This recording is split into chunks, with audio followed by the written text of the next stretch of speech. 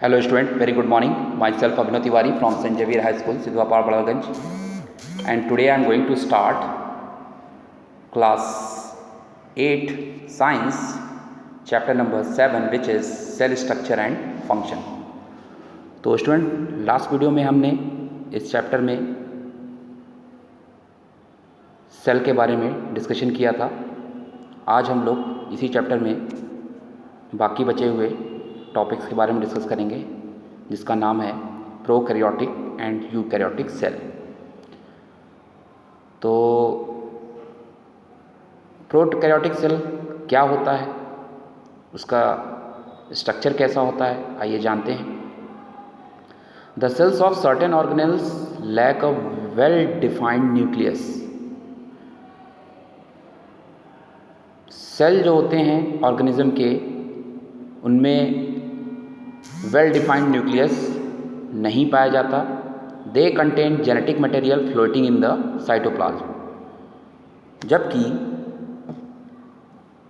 इसके अलावा genetic material जो कि साइटोप्लाज्म में तैरता है वो भी अब्सेंट होता है। Such cells that lack a well defined nucleus surrounded by nuclear membrane are called prokaryotic cell.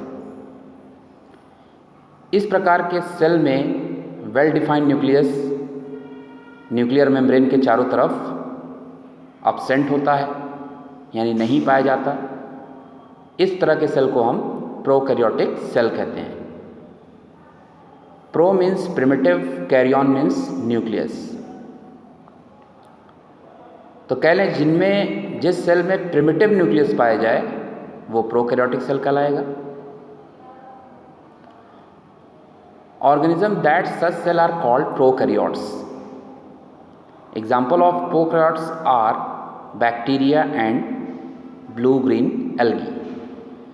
जैसा कि आप डायग्राम में भी देख रहे हैं, प्रोकैरियोटिक सेल ऑफ बैक्टीरियम का डायग्राम दिया हुआ है। आप लोग इसे फेयर कॉपी पे भी ड्रॉ करेंगे, बैक्टीरिया का डायग्राम।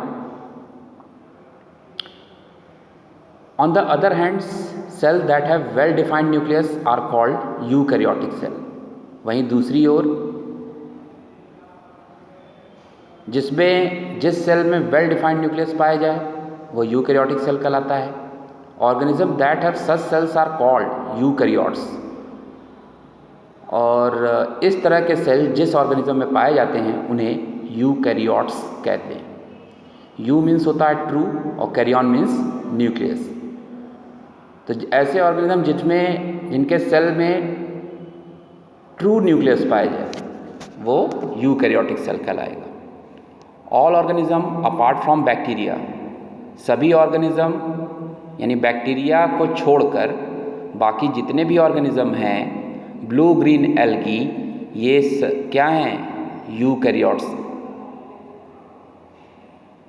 बैक्टीरिया को छोड़ दें तो ब्लू ग्रीन एल्गी ये क्या हैं? Eukaryotes. Virus are neither eukaryotes और prokaryotes and fall in different group. Virus ना तो यूकैरियोट है या फिर ना तो प्रोकैरियोट्स। यहाँ पे आप डायग्राम भी देख रहे हैं यूकैरियोट्स का। ये भी डायग्राम आप फेयर कॉपी में ड्रॉ करेंगे, जिसमें आपको सेल मेम्ब्रेन दिख रहा है। यहाँ देखिए वेल डिफाइंड न्यूक्लियस भी दिखाई दे रहा है, जो कि प्रोकैरियोट में अब्सेंट होता है। Cytoplasmic organelles in the cytoplasm दिख रहे हैं आपको, जिसमें गोल्गी बॉडी दिख रहा है, एंडोप्लाज्मिक रेटिकुलम दिखाई दे रहा है।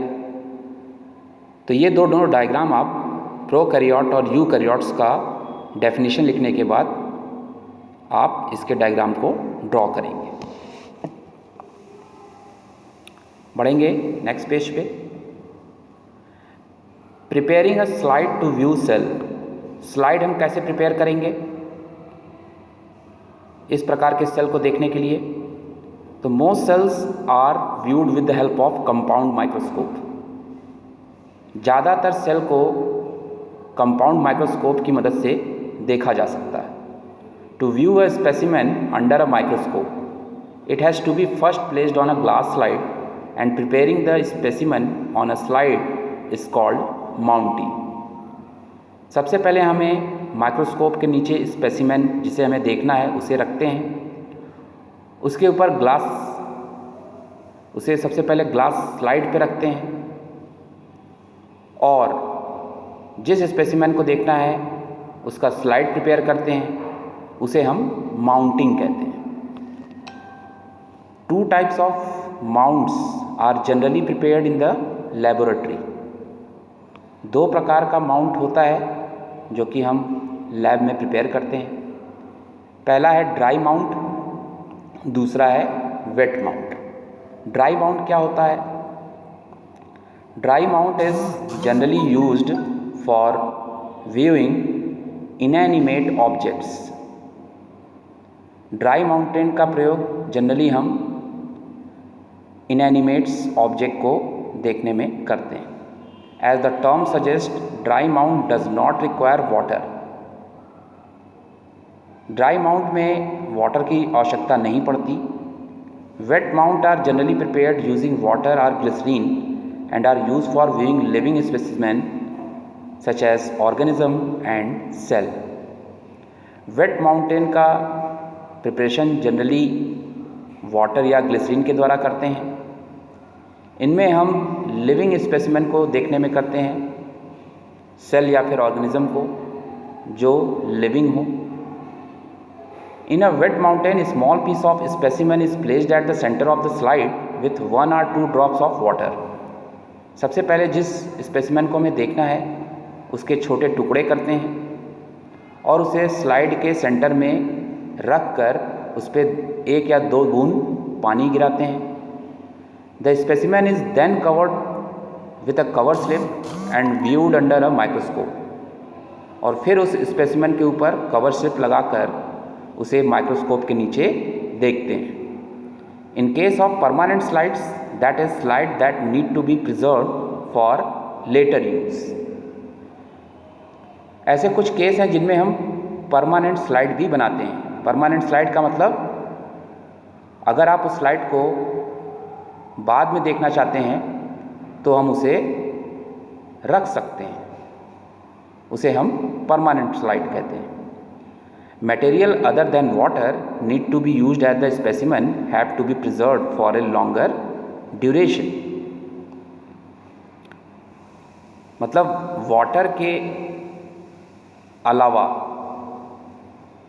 हम उस स्पेसिमेन को लॉन्गर ड्यूरेशन के लिए प्रिजर्व करके रख सकते हैं। The specimen to be viewed under microscope is often stained, that is coloured with a dye. जिस स्पेसिमेन को हम माइक्रोस्कोप के नीचे रखते हैं उसकी प्रॉपर स्टेनिंग की जाती है। स्टेनिंग का मतलब उसे कलर किया जाता है। किससे? डाई के साथ उसे कलर करते हैं। Staining highlights biological tissues and specific region in the cell which make it easier for us to view the details. तो बायोलॉजिकल टिश्यू और उसके स्पेसिफिक रीजन को हम लोग स्टेनिंग करते हैं,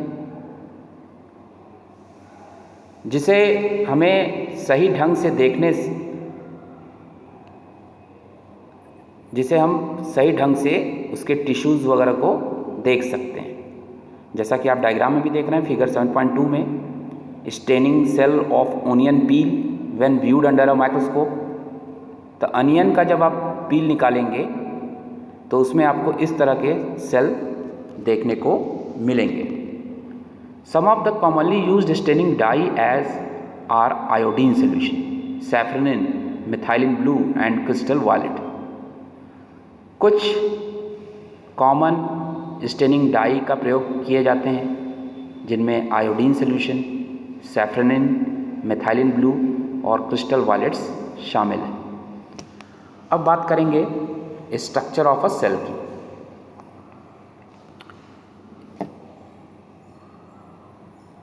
Though cell may differ in shape and size, all of them have the same basic structure. A cell contains both living and non-living parts. The main part of any cell are cell membrane, cytoplasm and nucleus.